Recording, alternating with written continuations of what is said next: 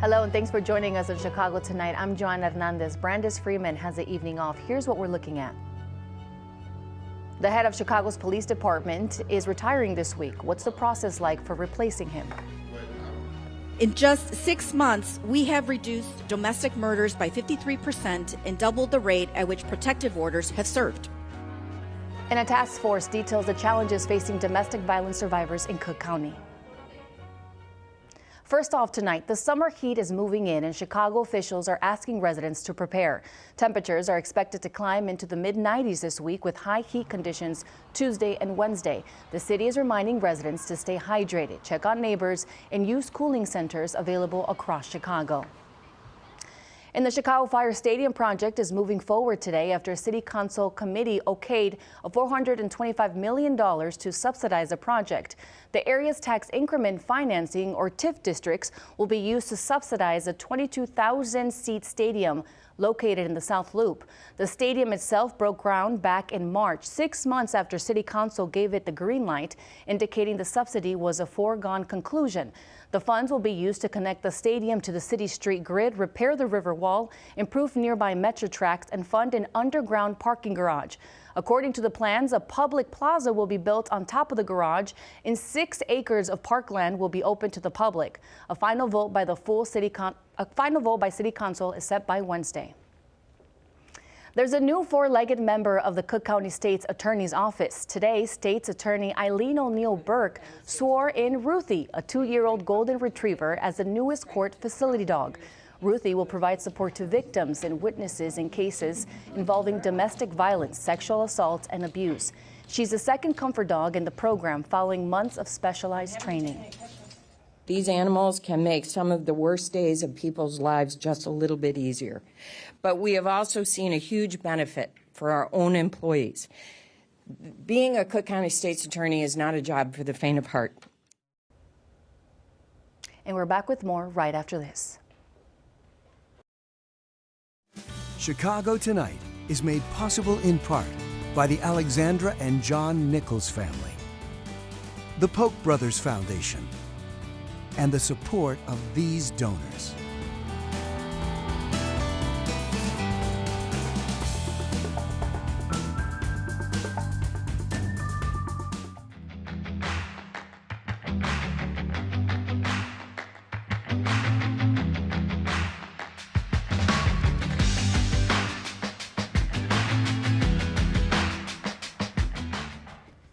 Domestic violence cases have become more deadly in recent years. A new Chicago and Cook County task force says improving coordination between courts and law enforcement is critical. But advocates say without more funding, many survivors will struggle to get the help they need.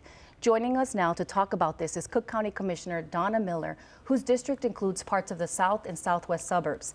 Amy Fox, Executive Director of Lifespan, a group that provides legal and advocacy services to victims of domestic and sexual violence. And Sarah Brown, a survivor of domestic abuse. Thank you all for joining us on this very important topic. Now, I want to start off now. The task force was created at the beginning of the year at a time when we know homicides in the city were dropping, but domestic-related fatal shootings were up. Commissioner Miller, why do you think we saw an increase in domestic violence at that time? At that time, yes, we think that there was an increase just because people were reporting it maybe more often, finding out about the services and resources that were available, and coming forward. We've had so many brave people come forward to tell their stories. I had a hearing last year that lasted about 7.5 hours long, where we heard from victims of domestic violence and they told their stories. And we hope that that encourages others to not only tell their stories, but to get resources and help available to them. And we know it's not always easy to come up front and tell your story. Sarah, I want to go to you. You're a survivor of intimate partner abuse. Can you share some of your story? Sure. I shared a child with my abuser. The incident happened when my son was 6.5 months old. Through the journey of taking the next steps to kind of advocate for my own self as well as my son and make sure we're protected. We've just kind of been in the loophole of the court system and started off with a temporary restraining order.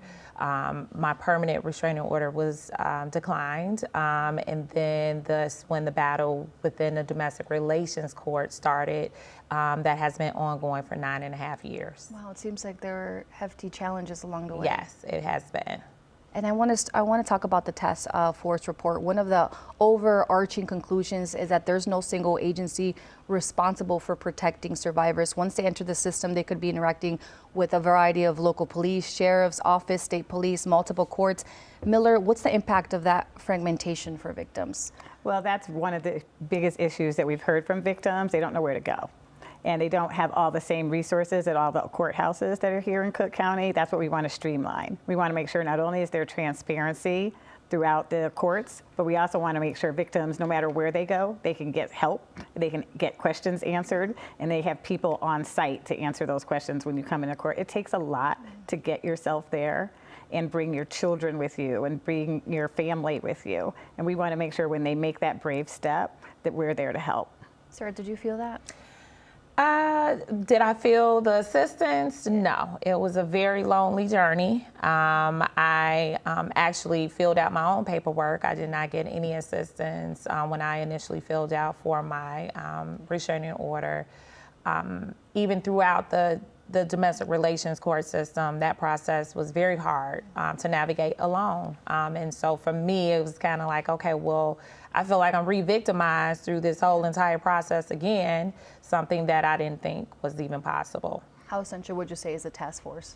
Very essential. I believe that beyond my story, I think other stories was heard, which kind of came up with the monthly working groups conversations. That was very impactful, as well as the executive meetings, that different presentations that was held, things that I learned even through that process. So that was very essential because it just opened the door, right, for conversation, for collaboration. It was very good to see, you know, intergovernmental bodies working together. That's awesome. And Amy, I want to bring you in now. You said that Lifespan is turning away roughly 60% of people seeking help because you don't have the capacity to help everyone who's in need. What challenges does Lifespan and other organizations face when trying to properly serve people who are victims or survivors?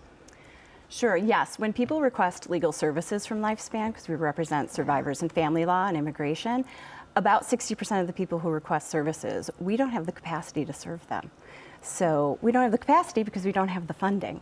We have 8 full-time family law attorneys, and we still have to turn away 60% of the people who contact us. And it really comes down to funding or lack thereof. What does that feel like, to know you have to turn people away? I mean, it's devastating. So to make those hard decisions, but also to know that we turn them away, but we have nowhere to refer them to. So we know that then they're going to navigate these systems that are even complex for our attorneys to navigate all on their own. And that not only is it frustrating and complex, but it boils down to the safety of them and their children. So lives are at stake. Yeah, Commissioner Miller, what are your thoughts? Right. Well, resources need to be expanded. We hope that that's something we can change in the future. We have the report from the task force identifying several key items of areas of improvement. Some are small incremental changes, but some are big changes that might take time to do. But the good thing is identifying them on the front end. And right now, as we're going through, you know, a tough budget cycle, we do have to make sure that we're going to be putting resources in the areas that are where it's needed to help save lives and improve victims' circumstances. And talking about that, I want to talk about the recommendations that we saw in the report. Some of them say recording every hearing and provide free transcripts, expanding free legal help, stop jailing or threatening survivors over court cost, make mediation safer, and improve technology and virtual access. Now, Commissioner Miller, why is the court reform such an important part of this conversation? Well, because when we heard at that 7.5 hour long hearing, we heard multiple victims state that in the court they weren't getting answers. They had to come back to court. They didn't know why. They didn't have access to information once they attended court. Sometimes they were not allowed to even bring people to court with them. And so all of these things we just have to have greater transparency over. Some of these are very easily fixed problems, and we did work with every different jurisdiction and every different part of the county on this, and they participated in the task force, which shows their willingness to want to make these changes. And now we just have to implement them, and we think we have the ability to do that. Amy, do you see people coming in with these same needs? 100%. I don't think any survivor, if they were to read that report, or any domestic violence worker would be surprised by the systemic failures that it addressed. Why do you think it's taken this long?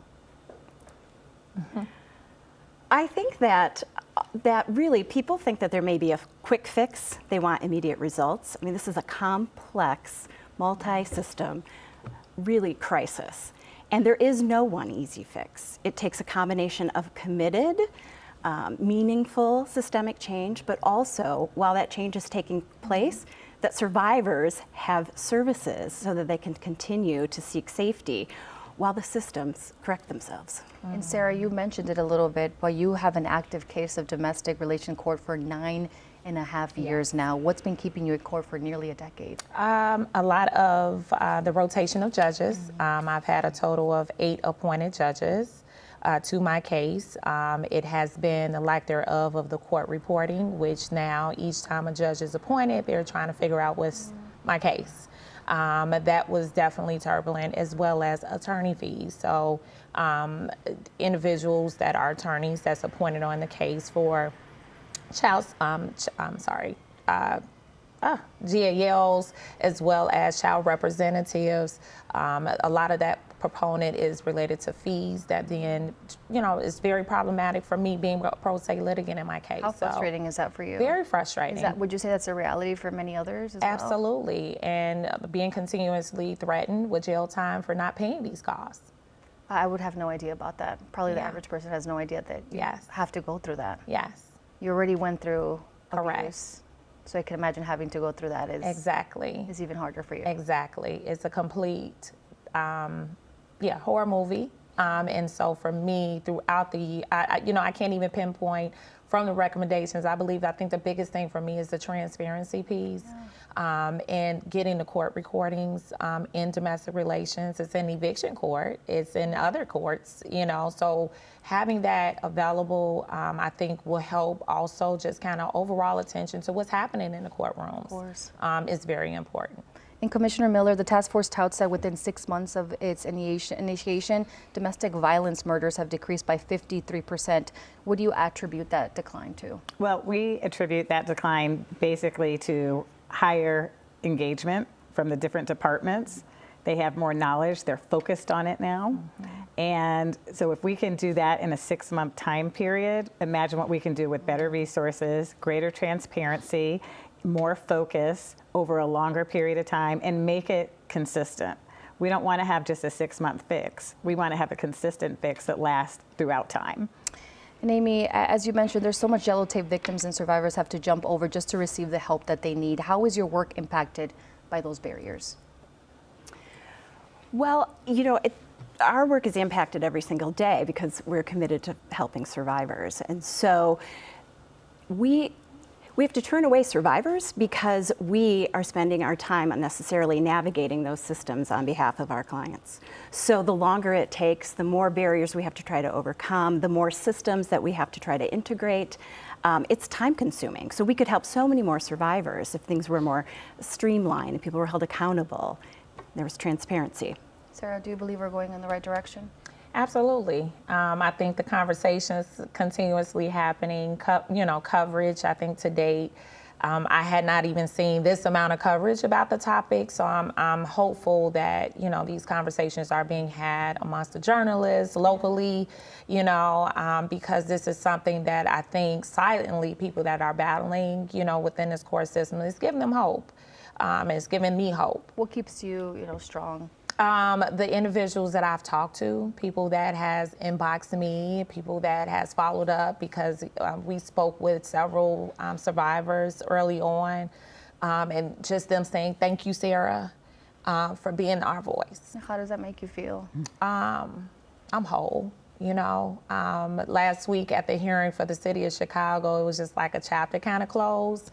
I can't wait until Wednesday for the Cook County hearing, just because this is a chapter that, even though I don't have closure in my case, my whole goal was to make sure the next woman didn't have to go through what I went through. And talking about that, for a woman who's going through domestic violence abuse, what would you tell them, and they're watching this and they're scared to say anything? It's for you, right? You have to, if it's not for you and you have a child, it's for your child. So beyond that moment, getting through and saying, you know what, I have a story, I can't reach out to someone. Reaching out to someone, I think, is the first thing, being able to tell your story. And trusting someone to tell that story, I think that's the other thing, engaging, because sometimes it's, oh, well, I know domestic violence, that happens, and maybe they won't believe me. And I think that's the other component, a part of that mental thing. And it's like, no, just tell your story. Just tell your story. Just tell your story. Amy, I want to end with you. What else would you like to see from lawmakers and officials to help victims and survivors of domestic abuse? Well, on top of the recommendations made by the task force, what we really need is long, sustained funding from both Cook County and Chicago. I mean, Cook County, and they had not funded domestic violence services until 2023. And that was largely because of COVID relief funding. And that money now has gone away. And so Cook County needs to step up, and they need to fund at least at the level that they did when we had the COVID funding at that time. Chicago stepped up last year. They met those funds. And I think Cook County could prioritize it in their budget as well. Well, thank you. Thank you, everybody, for your input. And thank you, Sarah, for sharing a piece of your story. Thank you. Thank you. Thank you. Up next, the hunt for Chicago's new top cop begins. A look at the process right after this.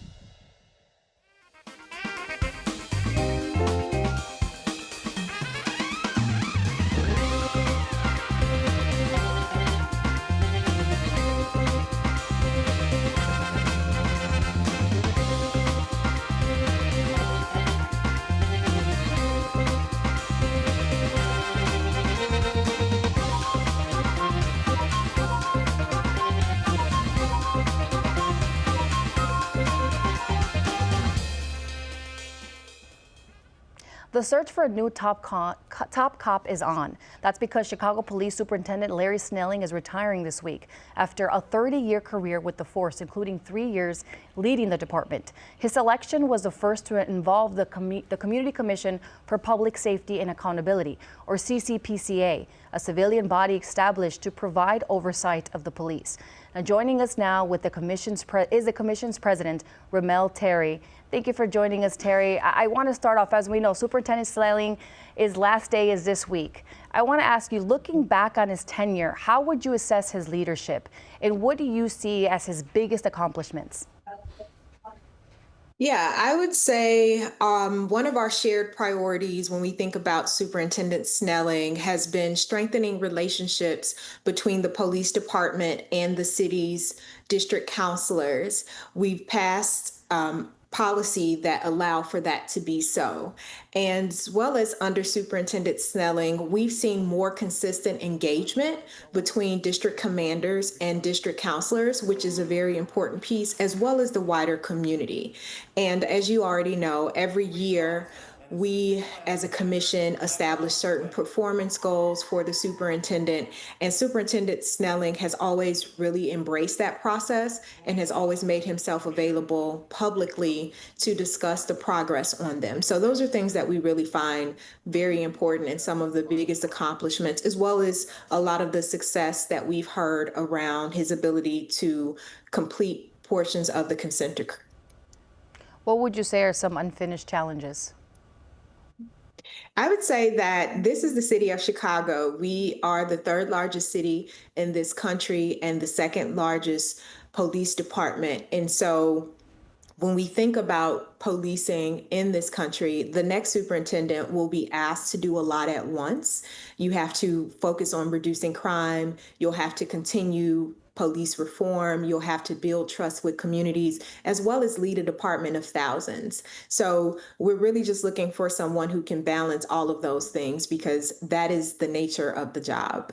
You have your work cut out for you. And earlier this year, the commission required Snelling to explain why use of force complaints had increased since 2022. Are you satisfied with the department's response, and what more needs to happen to reverse that trend? I think we're still waiting to hear back about a lot of that. That part of the goal has not been completed. And so we're still allowing the department to do the work that they need to on their end in terms of assessing the data so that we can have the clear response related to if there are any concerns that we need to be aware of and put in the proper solutions to address them. I want to talk quickly about Midway Blitz. Now, Superintendent Snelling addressed the CPD response to Midway Blitz at a CCPSA meeting in April. Let's take a listen. We talk about the Welcoming City Ordinance. We talk about the Trust Act. And I'm not sure everyone is well versed on what it is. But I can guarantee you when those were written, no one wrote the ordinance and the law with this type of immigration enforcement in mind. From what he said, what would you say, how did Midway Blitz affect community police relations? You know, we saw the videos and it seemed to be some tensions in some of the neighborhoods. Yeah, one thing we've learned over the last few years, and of course in recent times as it relates to the Midway Blitz situation here on the ground, is that community will tell us what's important to them, and what we've done is create space. So back in January, we had an initial conversation, a public hearing on those concerns, and because of that feedback, we created a strategic priority for the commission. And it really has been to work with the department to understand what is happening as it relates to the Welcoming City Ordinance. And so when we think about not only the work of Superintendent Snelling, he's now retiring, but this future superintendent search, we'll really want to understand how those who are looking to be in that position will implement the plan of both existing CPD policies and any guidance that is received from the mayor's executive order. I want to talk about the consent decree. Where does CPD still have work to do on the consent decree, and what should the next superintendent tackle first? Yeah, so as we already know, the consent decree is the roadmap for constitutional policing, and it lays out the different reforms. There has been a lot of success. I attended a meeting, I think it was in the 6th district, that was being led by Maggie Hickey, who's the independent monitor, and she was sharing how she has seen a lot of success under Superintendent Snelling of achieving more in such a short tenure. And so we want to learn from her what has been the success so that we can ensure that the candidates vying for this opportunity are in alignment with that, and we can see even more success under their tenure. And Ramel, what are you mostly looking for in the next superintendent? I'm looking for someone to, again, continue to be a bridge builder and have similar successes that we've seen under Superintendent Snelling. What we've learned the first time around back in 2023 is that the people really care and they want to be heard. And so we're looking for someone who can maintain all of those relationships, not only within the department, but with the various stakeholders and shareholders who care about public safety and accountability in the city of Chicago. Can you remind us, what is the process for picking a new superintendent? So starting July 16th, we launch a 120-day process where we will begin with doing a series of listening sessions across the city of Chicago. We will also begin to meet with the different policing unions as well as other policing experts. We will also be reaching out to different affinity groups and elected officials, everyone, to really hear what they have to say about what has worked well and what are some of the things that need to be considered for the next superintendent. And by November 12th, we will have to provide 3 nominees to the mayor for consideration. You know, and the final question that I want to ask is, what lessons does CCPSA learn from the last superintendent search that will shape this next one? Yeah, it would be the feedback, right? We got a lot of feedback from a broad range of perspectives. And again, the importance of people wanting to be heard and wanting to be engaged and holding on to those lessons and ensuring that we are just as transparent, we are just as forthcoming, and we're just as engaged with all of the stakeholders and this time around as well. It seems like Chicago engagement from the residents is very important. Yes, it is definitely very important, and we encourage everyone to stay tuned, be engaged, and tell other people, because this is a very important job. We know how important public safety is to the city of Chicago, and we want everyone to know that they have a space to be heard and influence this process. Well, thank you so much, Ramel Terry, for your insight. Thank you so much. Back to wrap things up right after this. WTTW News coverage of policing and police reform is supported by the Joyce Foundation. And that's our show for this Monday night. Stay connected with our reporters and what they're working on by following us on Instagram at WTTW Chicago. And join us tomorrow night at 5:30 and 10. And a stomach bug is popping up across the country, including in Illinois. What to know about the outbreak and how to prevent getting it. Now, from all of us here at Chicago Tonight, I'm Joanna Hernandez. Thank you for watching. Stay healthy and safe. Good night.